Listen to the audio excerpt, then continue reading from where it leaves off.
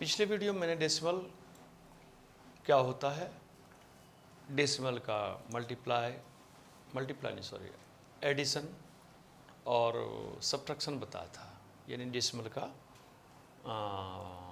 जोड़ और घटाव। अभी हम इसमें मल्टीप्लाई और डिवाइड बता रहे हैं डेसिमल का। है कोई बड़ी बात नहीं, सब छोटी सी बात है, लेकिन कभी कभी मैथ्स में छोटी बात भी अगर कहीं कन्फ्यूजन हो थोड़ा सा तो बड़ी बन जाती है। इसी को दूर करने के लिए बताना जा रहा हूँ मैं। जैसे मल्टीप्लाई में अगर रहे 237.5 इंटू 4, यहाँ देखिए एक जगह डेसिमल है, इसमें डेसिमल नहीं है, तो ये होगा 237.5 इंटू 4। पहले नॉर्मल मल्टीप्लाई जैसे करते हैं आप कर लें, उसका डेसिमल के बारे में सोचेंगे।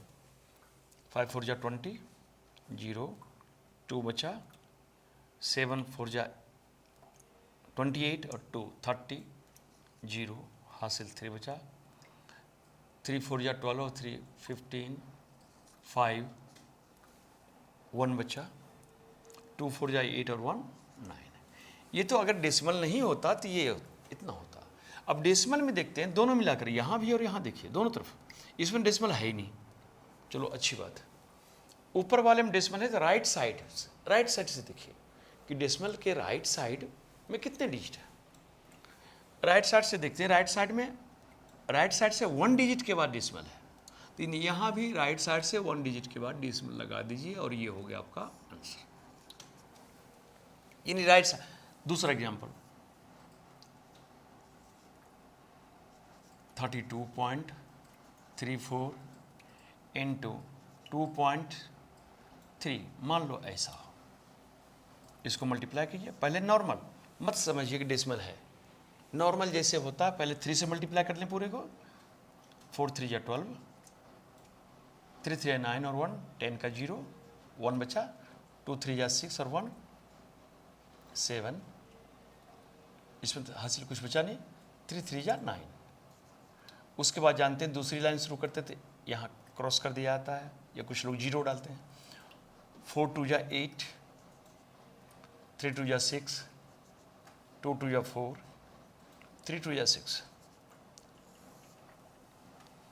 पहले हम पूरा सिंप्लीफाई कर लें, उसके बाद डेसिमल के बारे में सोचो। अब ये 2 यहाँ आया, यहाँ 8, 7 और 6 13, 3 1 बचा, 10 और 4 14, 1 बचा, 1 और 6 7। ये तो हो गया सिंप्लीफाई। ये डेसिमल को हम ऐसे इग्नोर करके कर रहे थे। अब देखिए दोनों लाइन में, यहाँ ऊपर वाले में 2 डिजिट के बाद डेसिमल है, राइट साइड से हमेशा देखते हैं, ये ध्यान रखना होगा, लेफ्ट नहीं राइट साइड से। ऊपर वाले लाइन में राइट साइड से 2 डिजिट के बाद डेसिमल है, नीचे वाले में 1 डिजिट के बाद है, यानी कुल मिलाकर हो गया 2 और 1 3 डिजिट के बाद डेसिमल, 1 2 3, यहाँ डेसिमल डाल देंगे और ये हो गया आपका आंसर। इस तरह से बना जाता है डेसिमल का मल्टीप्लाई। ये तो मुझे लगता है इन दोनों एग्जाम्पल से आप अच्छी तरह समझ गए होंगे। अब हम आते हैं डिवाइड पे।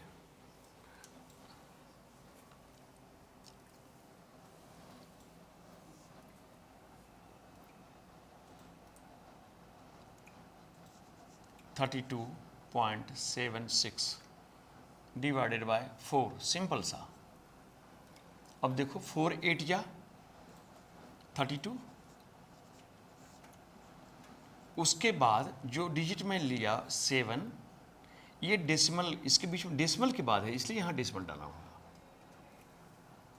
डेसिमल जैसे ही डेसिमल के बाद वाला डिजिट यहाँ उतारेंगे, यहाँ डेसिमल लगा देना होगा। अब 4 1 जा 4, 3 यहाँ उतारा 36, 4 9 जा 36, ये हो गया आंसर। रिमाइंडर कुछ नहीं है, क्वोशिएंट यानी भागफल हो गया 8.19। ये तो नॉर्मल है। अब मान लो यहाँ भी डेसिमल हो और यहाँ भी डेसिमल हो, वहाँ पे मामला फंसता है। मान लिया आपको दिया जाए कोई क्वेश्चन, डिवाइड यानी भाग दें,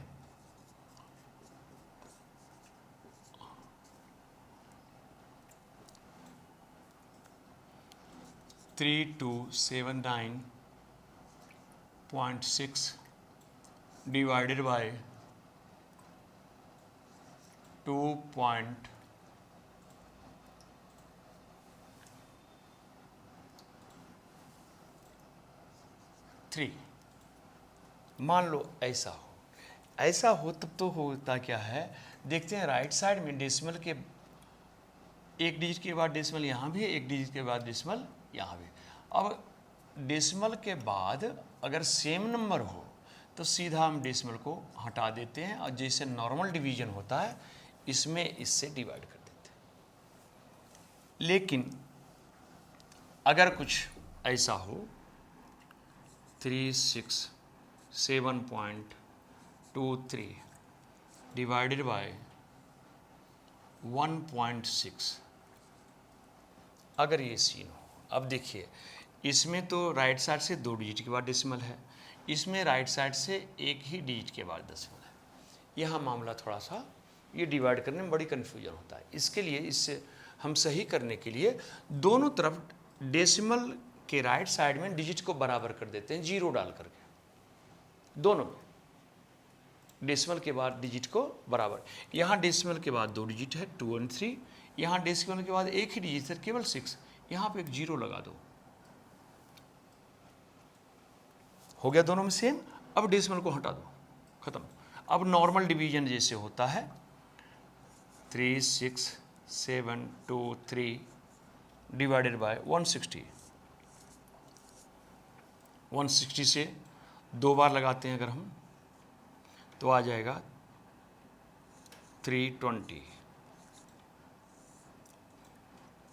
7 यहाँ 4 आया और यहाँ 2 लगाया। 3 बार में अगर इसमें हम 3 से लगाएं तो 480 होता है, लेकिन यहाँ तो है 472 मेरा, इसलिए 2 बार ही फिर से लगाओ। ये कितना हो गया 320, फिर माइनस करें हम 2, 5 एंड 1। अब यहाँ 3 बचा, 3 लगाओ। अब कितने बार लगेगा ये तो मल्टीप्लाई कर करके देखना पड़ेगा।